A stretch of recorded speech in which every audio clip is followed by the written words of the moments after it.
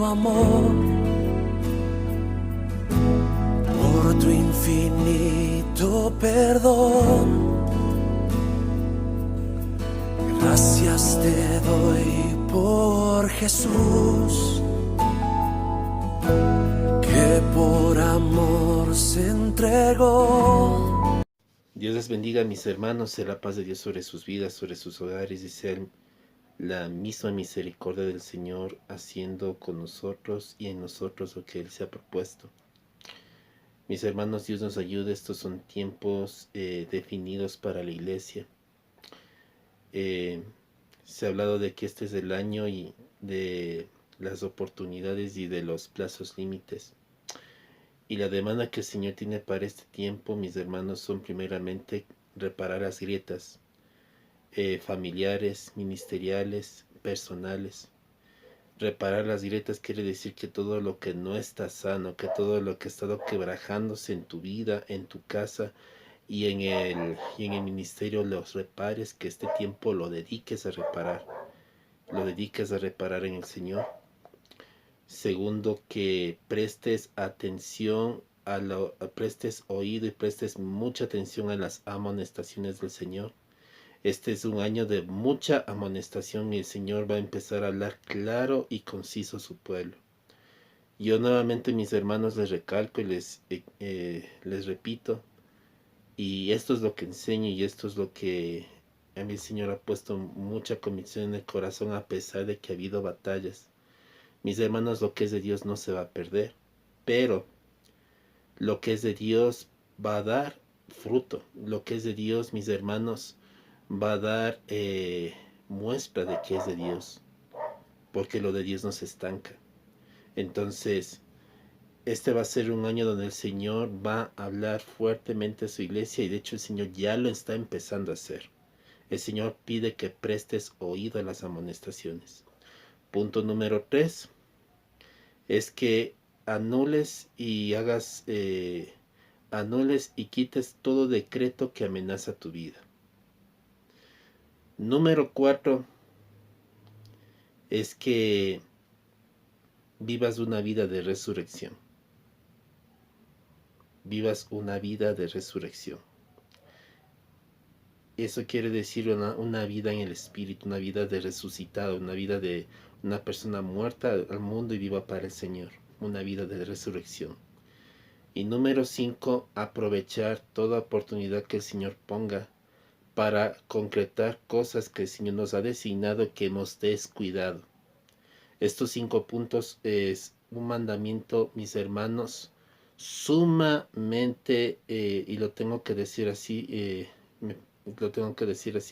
obligatorio. En el reino sabemos que la obra es de Dios, sabemos que las cosas son de Dios. Mis hermanos, la meta y el fin es que el corazón del hombre se vuelva a Dios. Sabemos que no hay nada que podamos hacer en nosotros mismos. Uno de los engaños que el mundo pone es: cree en ti mismo, tú puedes, toda la fuerza está en ti, y todo lo asumen al yo, al yo, al yo, de tal manera que quitas a Dios de un lado. Mis hermanos, en el hombre no hay nada bueno ni nada que pueda arreglar o satisfacer nada. Todo lo hace Dios. Sin embargo, son tiempos donde tú tienes que ponerte en la presencia del Señor para que el Señor haga y ayude a hacer en tu vida todas estas cosas que el Señor pide que hagas. Dios nos ayude. Dios tenga misericordia. Mis hermanos, son tiempos donde el Señor quiere poner fin de una vez por todas a todo lo que está estorbando con la obra en nosotros, con la obra en su pueblo, con la obra en el mundo. Y Dios lo va a lograr, mis hermanos. Muchas veces nosotros pensamos que depende de nosotros, pero no depende tanto de nosotros, depende del Señor. Lo que de ti depende es la fe, es que le creas. Mis hermanos, nosotros somos salvos por la fe. Aunque somos salvos por elección de Dios, pero también esa elección incluye la fe. Nadie se acerca a Dios. Nadie se acerca a Dios si el Padre no lo lleva. Nadie se acerca a Dios si no es por medio del Hijo. Y nadie se acerca al Hijo si el Padre no lo lleva. Y nosotros debemos tener la plena seguridad de quiénes somos y en dónde estamos en Cristo Jesús. Mis hermanos, son tiempos de pedir auxilio al Señor. por cada área de nuestras vidas que está siendo de pleno estorbo a nosotros para cumplir con el propósito de Dios. No sabemos, mis hermanos, qué va a acontecer el siguiente año, pues se mencionó que este es el año de la última oportunidad. No la última oportunidad para salvarte, no la última oportunidad para revelarte. Mis hermanos, vuelvo a insistir, no estamos hablando de perder la salvación. Pero el Señor quiere terminar una obra con su pueblo. Ahora, esto no es el tema, estamos en un estudio, pero era necesario hablarlo, mis hermanos, porque esto es una demanda de parte del Señor en nosotros y que el Señor tenga misericordia y nos ayude a cumplir con todo eso. Eso, mis hermanos, vamos a entregar este tiempo al Señor, pedir al Espíritu Santo que sea Él hablando y no nosotros, no yo, sino Él. Que sea Dios obrando nuestras vidas, obrando nuestros corazones. Que Dios ponga esa seguridad de quiénes somos y a dónde vamos en Cristo Jesús. Mi hermano y mi hermana, yo quiero recordarte una palabra que está escrito en 1 de Timoteo 1:6. Estoy persuadido, decía el apóstol Pablo, que el que empezó la buena obra, la perfeccionará aquel que empezó la buena obra. Mis hermanos, la obra la empezó Cristo y su obra es buena. Él la va a perfeccionar hasta la venida de Cristo. No hasta que se canse, no hasta un cierto límite, sino hasta que Cristo venga. O sea, mis hermanos, estamos en las manos del Señor y Dios terminará su obra. Descansemos en el Señor, aprendamos a descansar en el Señor, aprendamos a discernir la palabra en el Espíritu, aprendamos a buscar dirección del Señor y aprendamos a recibir la palabra acorde a la dispensación que estamos en este tiempo. Dios nos ayude, mis hermanos, porque es necesario que los ojos de muchos se abran. Se está haciendo un tremendo daño a la iglesia de Cristo al querer imponer miedos y temores para que el pueblo se levante, se convierta. El que convierte es Cristo. El que trae las almas, el que salva las almas es Cristo, no nosotros. Nuestro deber es compartir la palabra, es predicar el Evangelio, pero también vivir el Evangelio como testimonio. Porque dice la palabra del Señor que una de las muestras de que Jesucristo está en el Padre es la unidad de la iglesia. Es que la iglesia aprenda a caminar en la dirección de Cristo Jesús, a que la iglesia sea una.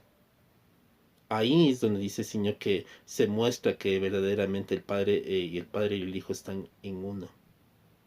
Es lo que pidió el Señor. Así que Dios nos ayude, mis hermanos. Esto es un tiempo de ponernos a cuentas con Dios y es un tiempo de pedirle al Señor que saque todo argumento, toda cosa, todo pensamiento, todo razonamiento y toda cosa que no está alineado a la verdad de Dios y que está estorbando, que está quitando de en medio la verdad que Dios quiere que nosotros conozcamos. Dios quiere que nos acerquemos confiadamente al trono de la gracia. Dios no quiere condenar a nadie. El Señor Jesucristo dijo, yo no he venido a condenar al mundo, sino para que el mundo sea salvo por mí. Eso dice la palabra en Juan. Lo dice Juan, porque Él no ha venido para condenar al mundo, sino para que el mundo fuera salvo por medio de Él. Él no vino a perder, sino a salvar, y se lo dijo a sus discípulos. Yo no vine a perder, sino a salvar. Y el Señor Jesucristo dijo, de los que tú me diste, el Señor, ninguno se perdió excepto el hijo de perdición, hablando de Judas. Más atrás el Señor mismo le dice a los discípulos, no os escogí yo a vosotros y uno de vosotros es el diablo. Él ya sabía que Judas iba a traicionar, eso no estaba de sorpresa. Y hay muchas cosas que se debería conversar, hablar y dialogar acerca de estas situaciones. Pero mis hermanos, todo a su tiempo. Yo entendí que no se puede insistir con las personas, tratar de convencer a la gente cuando el Señor no ha iluminado sus corazones. Es el Señor el que tiene que convencer, no nosotros. Si el Señor no convence a una persona de pecado, de justicia, de juicio, tú no lo vas a convencer. Si el Señor no convence a alguien de la ira venidera, nadie lo va a hacer. Es el Señor quien convence. Tú estás y yo estoy por causa del Señor y por causa de su obra en nosotros y por causa de que Él nos engendró en Cristo Jesús. No estamos por elección nuestra, la salvación no es una elección tuya ni mía. Esto, mis hermanos, hace un tremendo daño a la obra de Cristo y al cuerpo de Cristo. El entender esto, el creer esto, mis hermanos. No el entender, el creer esto, porque el creer estas cosas es no entender, mis hermanos. Que Dios nos ayude, que Dios tenga misericordia de nosotros y que Dios perdone toda terquedad y necedad del corazón. ¿A qué le estamos prestando oídos? ¿A qué estamos prestando los ojos? ¿A qué estamos prestando la boca? Que Dios tenga de nosotros misericordia y Dios nos ayude a ser muy sabios, incluso de a qué estamos oyendo. Eso, mis hermanos. Bendito Padre, en el nombre de Cristo Jesús, santificamos tu nombre, te damos gracias. Te bendecimos, Señor, porque tú eres bueno y para siempre es tu misericordia. Nada más, Señor, decirte gracias, Padre, por tu gran amor, Señor, con que tú nos has amado. Que diste tu Hijo por nosotros, a Jesucristo, para que en Él tengamos entrada, Señor, a tu presencia. Gracias, Señor Jesús, por tu sangre. Gracias porque por ti tenemos entrada al Padre. Gracias, Espíritu Santo, por ser nuestro consolador, nuestro paracletos. Y porque tú estás morando y habitando en nosotros todos los días, Señor, y para siempre. Porque la promesa que tú nos has dado, está escrito, dice, yo os dejaré el consolador, para que esté con vosotros para siempre, no por un momento, no por un instante, no hasta un cierto punto, sino para siempre. Tú eres claro. Gracias porque tú eres bueno, gracias porque tu misericordia es para siempre. Gracias porque tu amor y tu gracia, Señor, nos ha sellado, Señor, para siempre para ti. Y porque tu obra, Señor, será completa, Padre. Trae seguridad de lo que somos y quienes somos en Cristo. Pero también ayúdanos a dar fruto, Padre, porque no es decir que somos salvos simplemente, no es decir que porque hemos hecho una oración somos salvos, Padre. Es el hecho de que, Padre, hemos sido nacidos por causa de la sangre de Cristo, por causa de la obra tuya. Pero es también, Señor, que esa misma sangre, Señor, nos trae cambios, nos trae transformaciones. No somos las mismas personas, tú estás empezando un proceso en nosotros. Y ese proceso avanza y avanza, Señor, hasta que Cristo venga, porque no quedaremos a medias. Cada día, Señor, es un renovar en el Espíritu. Cada tiempo es un renovar, pero tú logras las cosas, Señor, que te has propuesto en nosotros, Señor. Nada queda oculto ni escondido, Señor, de lo que tú quieres revelar. Te damos gracias, Espíritu Santo, por habitar con nosotros, por estar con nosotros, Señor. Padre, yo te pido, Señor, revelación y sabiduría, Padre, en el conocimiento de Jesucristo.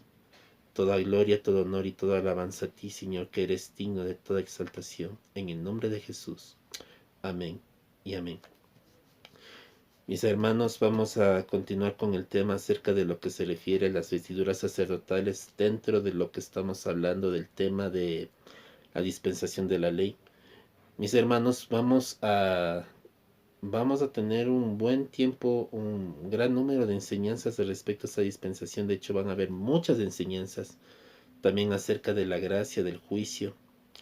Pero la dispensación de la ley va a ser mucho más extensa, mis hermanos, porque esta abarca prácticamente todo el Antiguo Testamento. Desde que se escribió en el monte Sinaí hasta que Cristo entregó su vida en la cruz. Ese fue todo el cumplimiento desde que empezó hasta que terminó la ley. Dios hacía mención, el Señor Jesucristo hacía mención cuando hablaba de Juan, que decía que hasta Juan es la ley y los profetas. No estaba diciendo que Juan era el último profeta y que ya no hay más profetas desde ahí. Lo que estaba diciendo ahí es que la ley y el antiguo pacto que correspondía a la ley y los profetas era hasta Juan el Bautista. A partir de Juan ya empieza un nuevo pacto que es en Cristo Jesús, porque ya empieza un nuevo pacto con Él. Si ustedes miran la transfiguración, quienes estuvieron con Jesucristo eran Moisés y Elías. Moisés representa la ley y Elías a los profetas. Por eso hacía referencia del antiguo pacto y el nuevo pacto, que ambos armonizan. Sin embargo,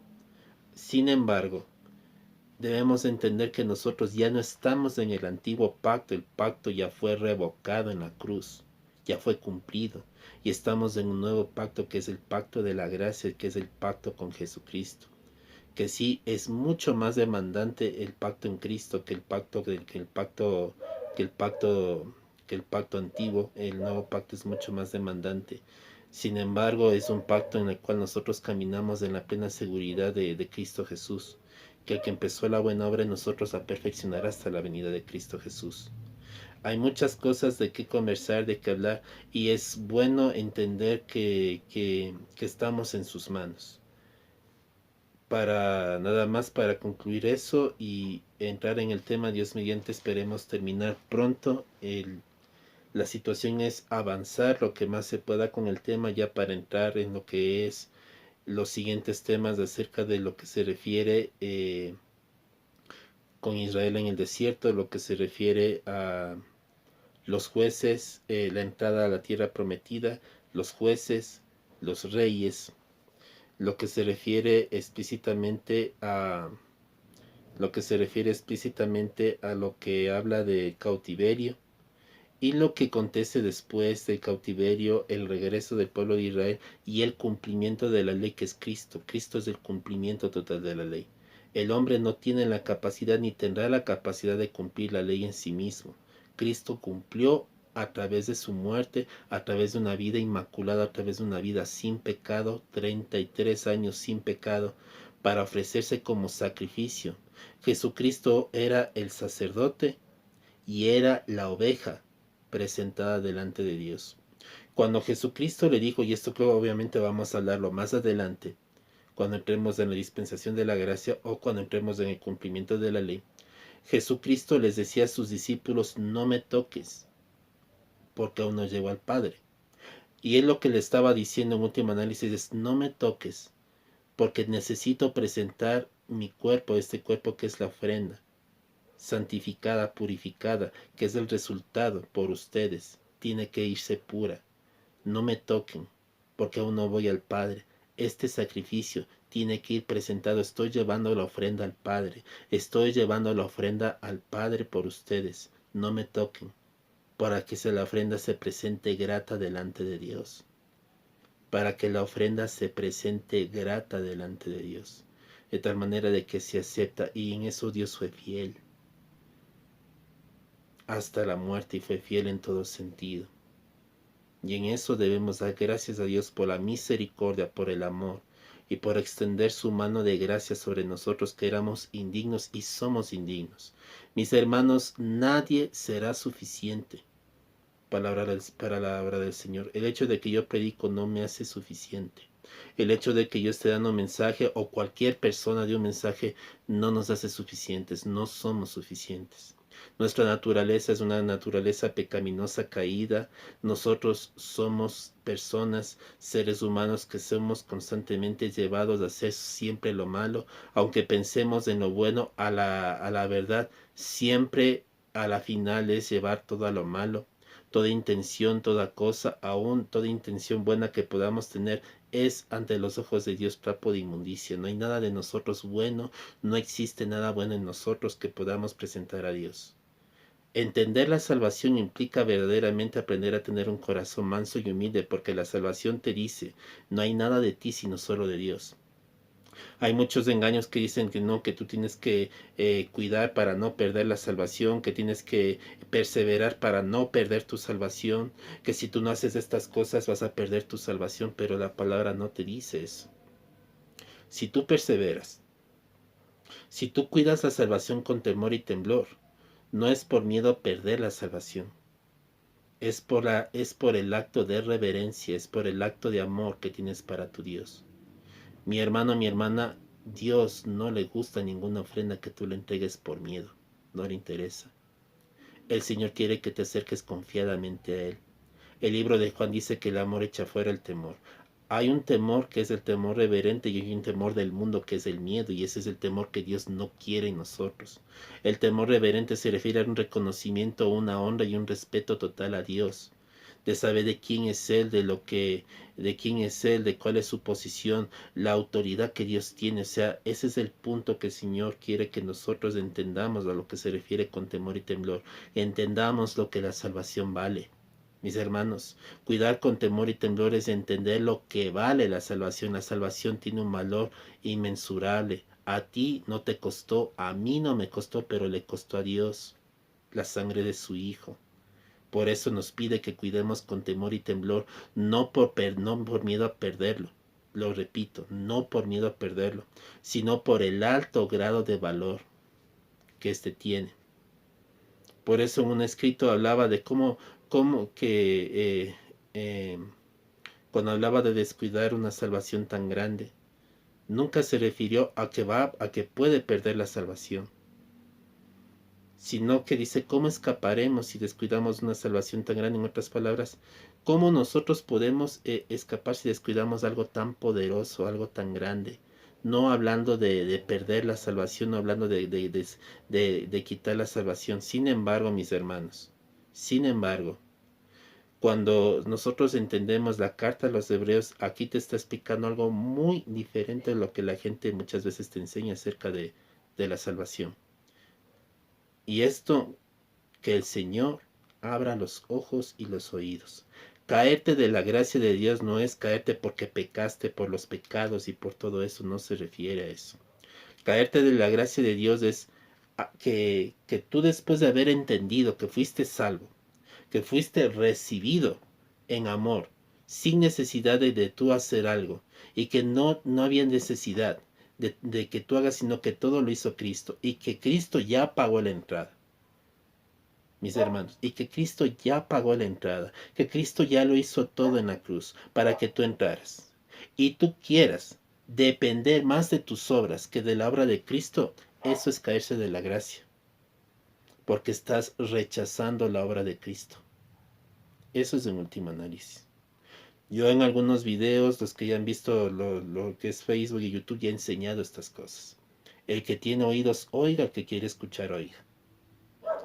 Porque ya es tiempo, mis hermanos, que aprendamos de abrir los ojos, que aprendamos ya a entender, mis hermanos, lo que el Señor quiere para nosotros. Ya es tiempo de que de una vez ya abramos los ojos a la verdad del Evangelio, la verdad de Dios, de Cristo en nosotros. Ya es tiempo, mis hermanos, ya es tiempo. Dios nos ayude a entender el gran sacrificio de amor.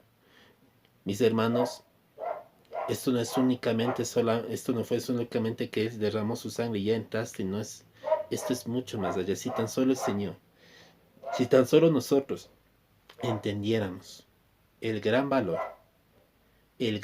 mis hermanos, que significó haber derramado su sangre por nosotros, implicaba, mis hermanos, que el precio que nosotros teníamos era tan alto que era imposible darlo. La única manera era que Cristo dé su sangre. Si no hubiese necesidad de que Cristo derrame su sangre, sencillamente no hubiese venido. Si nosotros dependíamos solo de las obras de la ley, o del esfuerzo nuestro, o de cuánto hagamos, Cristo no venía. No venía. Pero en vista de que el hombre estaba en la incapacidad, y estamos aún como seres humanos en la incapacidad de podernos acercar a Dios, de podernos entrar al trono de la gracia, entonces, por ende, ese sacrificio de amor que lo hizo, pagando un precio muy alto, de la manera que pagó por nosotros para que podamos entrar. Dios nos ayude a abrir los ojos. Porque aun cuando hemos escuchado tantas veces, podremos haber visto tantas películas, no hemos entendido el valor del sacrificio de Cristo. No hemos entendido el valor de la gracia. Te recuerdo también que la salvación no es el fin del cristiano, sino es un medio para cumplir un propósito, que es volver a la imagen de Dios. La imagen en el Edén se perdió, pero Cristo, al morir por nosotros, recupera la imagen perdida en Él mismo. Y lo que el hombre perdió a través del pecado, Cristo lo recuperó. Pero quiero que entiendas esto, que esto fue una obra solamente de Él. No hay nada tuyo y no hay nada mío. Mis hermanos, al ego, al orgullo, al yo, no le cabe eso en la cabeza. Hay personas que en este momento van a estar luchando. ¿Cómo puedo decir no? Pero es que si nosotros no hacemos, es que nosotros no oramos como es debidamente, pero es que si nosotros no hacemos, es que nosotros no estamos en la capacidad de hacer nada. Y el Señor lo sabía. Por eso Cristo tuvo que entregar su vida por nosotros. Por eso Cristo tuvo que dar su vida por nosotros. Yo nuevamente les digo, mis hermanos, que este es un tiempo de amonestación de parte del Señor a su pueblo. Pero también es un tiempo de entender, mis hermanos, lo que significa haber sido salvos. La salvación no es solamente que entres al cielo y no te vayas al infierno. Es que lleves la imagen del Hijo. Dios cumplió una obra salvífica en tu vida con un propósito. Y como quiera, Dios lo va a lograr. ¿Quién ha dicho no a Dios? ¿Quién puede impedir el propósito de Dios? A la final, Satanás pudo haber inventado miles de maneras para impedir que tú seas salvo. Pero no pudo. Porque sencillamente ya estaba escrito. Desde antes de la fundación del mundo había una ley escrita antes de la fundación del mundo de que tú seas salvo. Y había una ley para salvarte. Ya la había. Mis hermanos, ya la había. Y Dios no abroga sus leyes. Dios no niega su palabra. Tú puedes leer lo que dice en el libro de Efesios, que hemos sido escogidos antes de la fundación del mundo. La salvación no la escogiste tú, la escogió Dios. Pero no queremos abrir los ojos, no queremos entender, no queremos abrir los oídos. Y yo les digo a mis hermanos, que Dios les dé oídos para entender y corazón para comprender las cosas. Que Dios les abra los ojos, que Dios les haga ver. Que Dios les ilumine el corazón y la mente y entiendan lo que verdaderamente significa ser salvo. Ser salvo no solo que ya te vas al cielo y ya no hay nada más que hacer, eso también es una mentira. El Señor te salvó para lograr un propósito en ti. Y al que lo logre es una muestra efímera de que Dios verdaderamente te salvó. Así que mi hermano y mi hermana, Dios nos ayude a abrir los ojos, a entender la verdad y lo que Dios quiere para nosotros. No me quise extender con esto, mis hermanos, pero mientras el Señor ponga en mi corazón el seguir hablando estas cosas, las seguiré hablando. Porque ya es tiempo de que la iglesia despierte. Es tiempo de que la iglesia abra los ojos. Yo sé que son muy pocos los que ven los videos que yo hago, son pocos, son escasos. Pero si esos escasos, a mi parecer, son los que el Señor está llamando a ser bendición y son los que el Señor ha puesto para que reciban esta palabra, la gloria es de Dios. Bendito sea el Señor, porque no se ha perdido el tiempo. No se ha perdido el tiempo, mis hermanos. Y yo bendigo el nombre del Señor. Vamos a entrar al tema, mis hermanos, y vamos a hablar específicamente del pectoral del juicio. Mis hermanos, el pectoral del juicio. Esto lo vamos a encontrar en Éxodo 28, 15 y 30, versículos 15 y 30. Y en Éxodo 39, del 8 al 19, acerca del pectoral del juicio. Ahora, esta prenda estaba elaborada en el mismo material del efod. Era cuadrado, de un palmo, llevaba 12 piedras en cada esquina, un anillo de oro que unía las dos trenzas de oro. ¿Qué misterio divino descubría este pectoral? Ahora, quiero entrar en un énfasis que cuando aquí estamos hablando del juicio no estamos hablando de condenación. Ahora vamos a ir más adelante para que entendamos a lo que estoy hablando, para que comprendamos mejor de lo que yo estoy diciendo esto. Punto 1. Descubría el misterio del amor infinito de Cristo. El pectoral del juicio estaba colocado en el pecho del sacerdote. Esto habla de la cercanía al corazón de Jesús, tan lleno de afecto y pasión por sus criaturas. Por lo tanto, es una prenda que habla de la consagración a los intereses espirituales de aquellos a quienes llevaba ante el Padre. Repito esta última parte. Por lo tanto, es una prenda que habla de la consagración a los intereses espirituales de aquellos a quienes llevaba Jesús ante el Padre. Su corazón late con amor infinito por nosotros, por eso nos lleva cerca de Él. Mis hermanos, esto es una enseñanza muy hermosa que el Señor nos quiere dar en este día. Que Dios nos abra los oídos. En la palabra de Dios está escrito en Jeremías 31:3: con amor eterno te he amado. Y es que las trenzas de oro que unían el pectoral a las sombreras, juntamente con los anillos de oro, descubren la unión de Cristo con la iglesia. Ponle mucha atención a esto. Porque todo esto te muestra, mi hermano, mi hermana, en el Espíritu, cómo Cristo está comprometido con la iglesia, con su cuerpo. Cómo Cristo está comprometido con la iglesia. Mis hermanos, que Dios nos ayude a tener el mismo compromiso de la iglesia con Cristo, de la misma manera que Cristo se comprometió con la iglesia. Cristo se comprometió tanto con la iglesia que se entregó a sí mismo por ella. Se comprometió tanto que está a la diestra del Padre intercediendo por ella. Día y noche. Día y noche, día y noche. Dice, descubrir el misterio de la posición. Este es el punto número 2. Este es el punto número 2. Descubrir el misterio de la posición del creyente hacia el Padre. Lo primero que te habló es del amor, ahora te habla de la posición del creyente. Te descubre el amor de Dios cuando se refiere que el pectoral estaba en el pecho, por eso es la palabra pectoral, estaba en el pecho. Descubriéndote cuán cercano está el corazón de Dios a su iglesia, hacia los suyos, hacia su pueblo. Y ahora aquí te habla del misterio de la posición del creyente hacia el Padre. Cada una de las 12 piedras preciosas en el pectoral estaba grabado el nombre de los hijos de Israel. Esto habla hoy.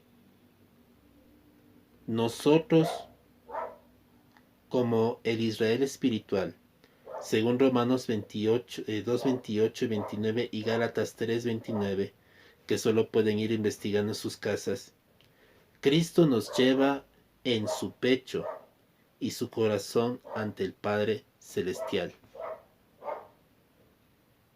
Cristo lleva en su pecho y en su corazón, a nosotros nos lleva en su pecho y en su corazón y lo trae al Padre Celestial. Ninguna de las piedras eran iguales. Si tú miras, y lo que recientemente estuvimos viendo en el estudio, cada piedra era diferente, eran diferentes tipos de piedras preciosas, porque cada tribu era diferente una de la otra. Había variedad en la unidad. Atención, había variedad en la unidad. Dios no va a querer que uno tenga todo y otros tengan nada. Dios, y esto lo podemos ver en el libro de Primera de Corintios cuando habla de los dones espirituales, que Dios reparte los dones y los ministerios a quien Él quiere, como Él quiere. Muchas veces hay personas que predican, no, es que pídele los dones que tú quieras porque la palabra dice, pide. Dice, porque dice la palabra, pide los dones. Pero ahí no te dice que pidas, ahí te dice, tú puedes pedir los dones, pero yo te muestro un camino más excelente. Si tú miras la palabra cuando dice ese versículo del camino más excelente, luego entra en el versículo 13, mis hermanos, entendiendo que la Biblia, los textos bíblicos antes no se leían con capítulos y versículos. Nosotros hacemos separación y leemos un capítulo, leemos un versículo y a veces separamos y pensamos que esa es una cita y es otra cita. Sin embargo, cuando uno lee la palabra, tiene que entender el libro que está leyendo, a quién está dirigido, con qué propósito está dirigido y entender el contexto del texto que estás leyendo. Entonces, cuando él habla en el libro en el Primera de Corintios, habla después de la preeminencia del amor, que dice que una persona puede tener dones, señales, milagros y prodigios, pero si no tiene amor, nada es. Entonces, esto es algo así como lo que en este momento estamos hablando de la unidad. En el libro de Primera de Corintios te habla de los dones espirituales y es lo como se te enseña, que habla de los dones, pero más te hablas de la unidad del cuerpo de Cristo. El capítulo 12 de Primera de Corintios no te está hablando solamente de los dones, te está hablando de la unidad del cuerpo de Cristo y cómo tienen que funcionar los dones en el cuerpo de Cristo, en la unidad del cuerpo, y cuál es el fundamento, cuál es el camino más excelente, que no son los dones y no son los milagros, sino es el carácter de Cristo en nosotros. De nada sirve que nosotros impongamos manos o hagamos señales tremendas, prodigiosas delante del Señor, o que tengamos una vida de fe tan tremenda, o que tengamos riquezas, gloria, incluso que entreguemos la vida si no hay amor, si no hay el carácter de Cristo. Entonces, aquí te habla de la unidad. Así nosotros somos diferentes unos de otros y solo por la fe de Cristo estamos unidos. Más que por tu fe, mi fe es por la fe de Cristo. Según Juan 17:21. Y si tú lees Juan 17:21, te demuestra claramente que Cristo está unido con su iglesia, que seamos uno, así como el Padre y yo somos uno. Y si tú lees todo el capítulo completo, te va a demostrar cómo el Señor tiene un celo y un cuidado por su iglesia, por los suyos, al punto que dice en un versículo, los que tú me diste, ninguno se perdió excepto el hijo de perdición. Y era hijo de perdición porque no tenía destino de salvación, sencillamente.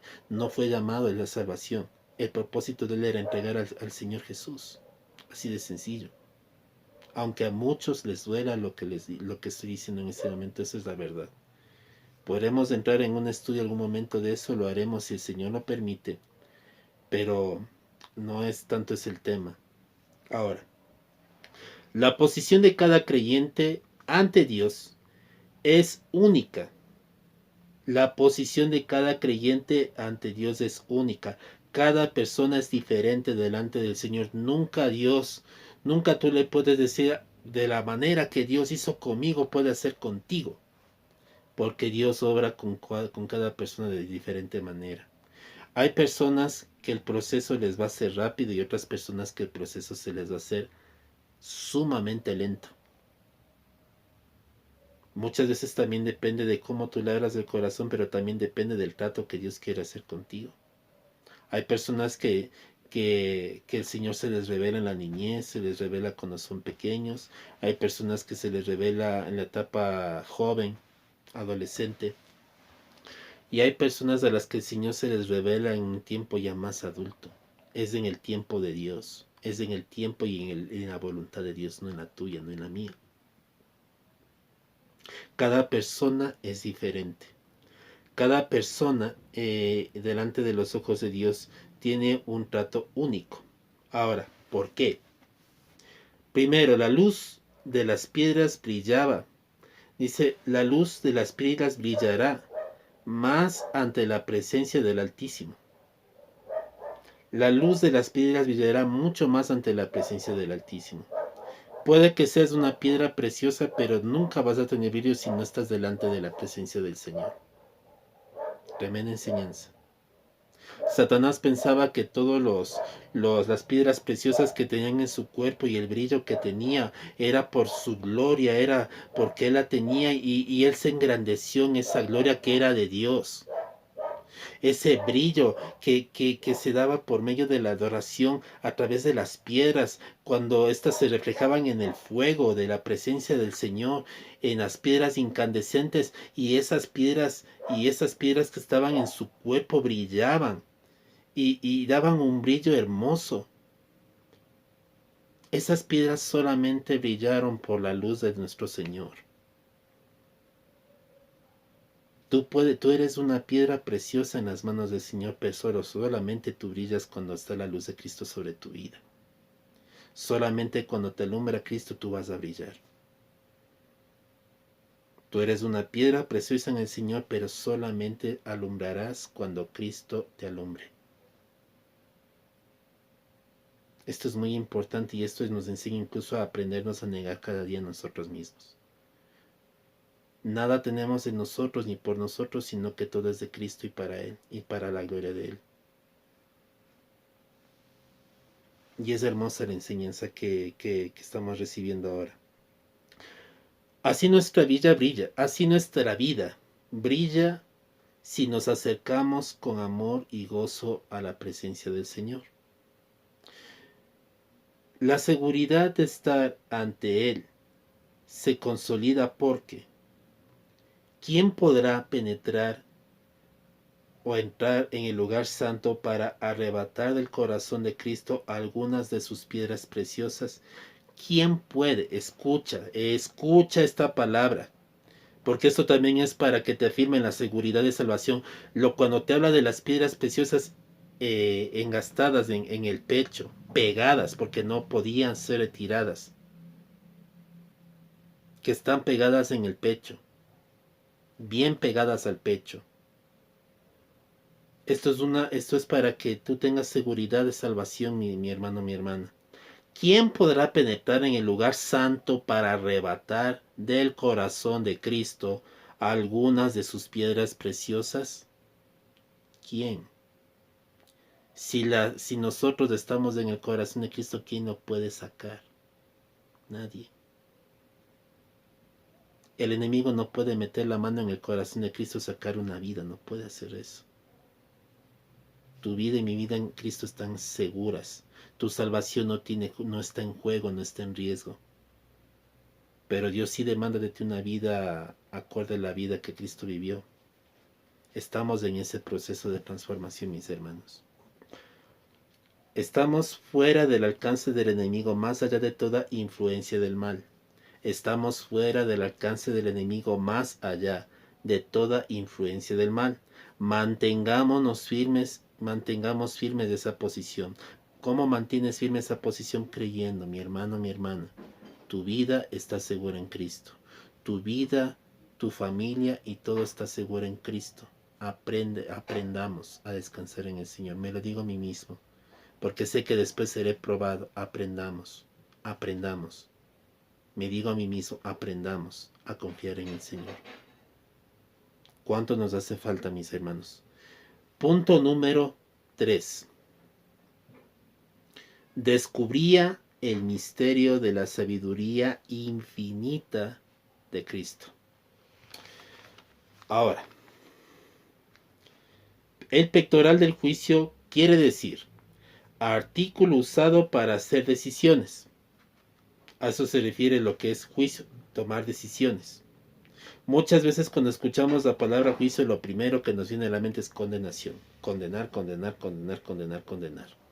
Sin embargo, cuando una persona es pasada por el juicio, o la persona es encontrada inocente o la persona es encontrada culpable.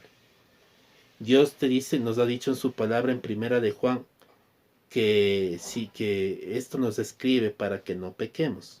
Pero si pecado, abogado tenemos en el cielo, Jesucristo el justo.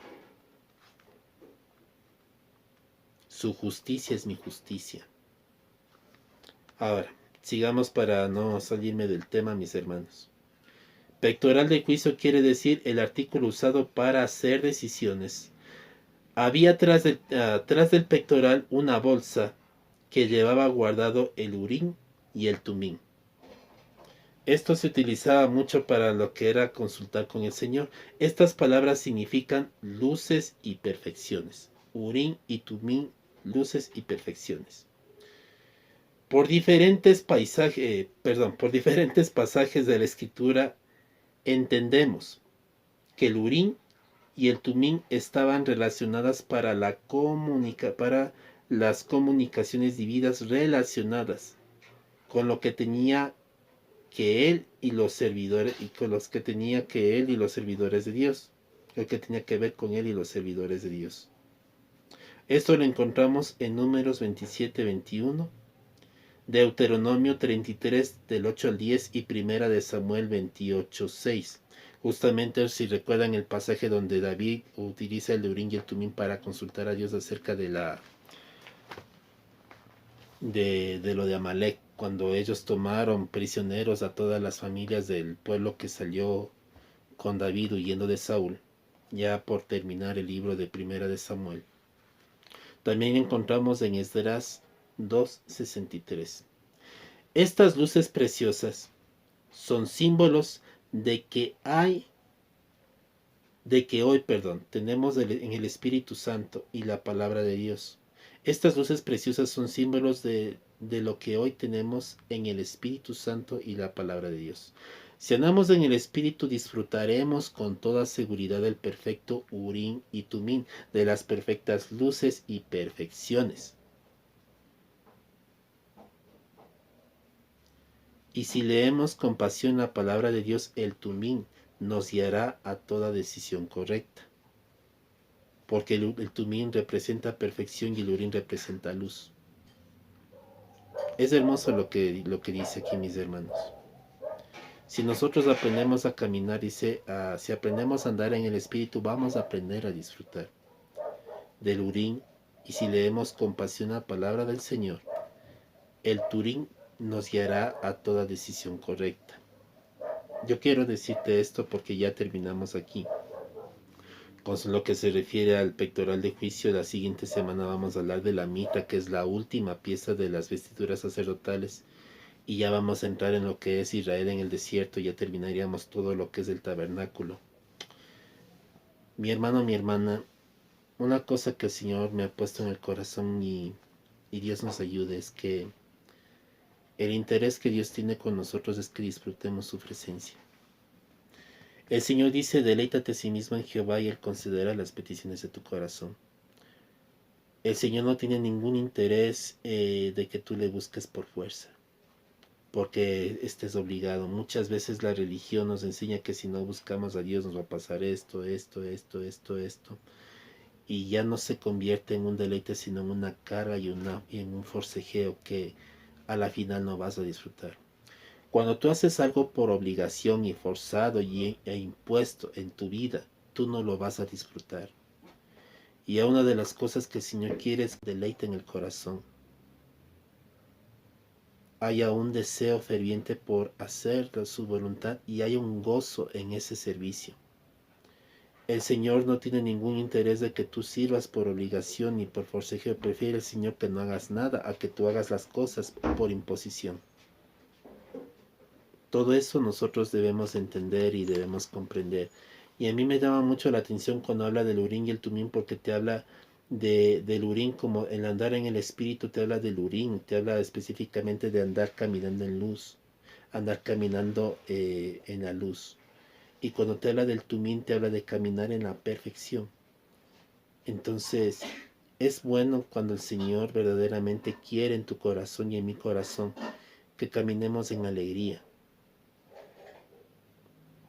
Te repito, el Señor quiere que toda obra que tú le hagas y yo le haga sea en alegría. Que Dios nos abra el entendimiento. Que Dios nos siga permitiendo, porque hay que decir no siga, porque muchas veces, mis hermanos, a veces pensamos que no lo hacemos, pero sí lo hacemos, caminar religiosamente. Dios nos ayude, Dios nos abre el corazón y el entendimiento y nos enseña a disfrutar de su presencia. Dios quiere lo mejor para nosotros. Dios no te quiere turbado, Dios no te quiere vencido, Dios no te quiere decaído. Pero es tiempo que entendamos que todo eso el Señor lo trae cuando hay una disposición genuina en el corazón. Que Dios nos ayude. Esto es para mí. No por el hecho de que yo lo predique quiere decir que estoy en la perfección. Yo soy el primero en fallar, mis hermanos. Soy el primero en fallar. Que Dios me ayude y nos ayude. Bendito Padre, santificado es tu nombre, Señor, y digno de toda exaltación y de toda adoración. Padre, solo a ti es la gloria, solo a ti, Señor, es la alabanza, la exaltación, Señor. Solo a ti, Señor, toda bendición, Señor. Gracias, Padre, porque tus planes siempre son de bien y no de mal para con nosotros. Ayúdanos y enséñanos a conocerte verdaderamente, Señor, y no solamente, Padre, por conocimiento intelectual, no solamente por lecturas, no solamente por lo que hemos leído, Señor, sino que tú te hagas real en nuestras vidas, sino que aprendamos a tener una relación verdadera contigo. Ayúdanos, Padre. Ayúdanos a confiar en ti verdaderamente, Señor, sabiendo que tú tienes lo mejor para nosotros. Tú nunca buscarás, Señor, el mal para nosotros, Señor, sino que tú buscas lo mejor. Aunque muchas veces con nuestros ojos pensemos que esto es malo y que esto, Señor, puede ser dañino o, o, o preocupante. Tú sabes, Señor, lo que es mejor, Padre. Enséñanos a conocerte, a tener una relación verdadera contigo. Gracias porque tú quieres el bien y la misericordia para nosotros. Porque cuando tú hablas de juicio no hablas solamente, Señor, de condenación, sino también de justificación. Y en Cristo, Señor, todo juicio que pesaba, Señor, en contra de nosotros fue anulado. Y el juicio, Señor, sale a favor nuestro, Señor Padre, llevándonos a la justificación, Señor, para siempre en la cruz. Te bendecimos. Te damos gloria, Señor. Ayúdanos, Señor, por gratitud a hacer tu voluntad genuina y verdaderamente. Danos dirección y guía de lo que debemos hacer y a dónde debemos ir, papá. Sea tu dirección, sea tu amor y tu misericordia. Sea tu corazón en nosotros, Señor, te lo pedimos. En el poderoso y precioso nombre de Cristo Jesús. Amén y amén. Dios te bendiga en todo tiempo y que el Señor te abra el entendimiento, te abra los ojos y que tú puedas mirar la gloria de Dios en todas las cosas. Que Dios te bendiga y te dé la victoria en Cristo Jesús. Amén. Estamos despedidos, mis hermanos.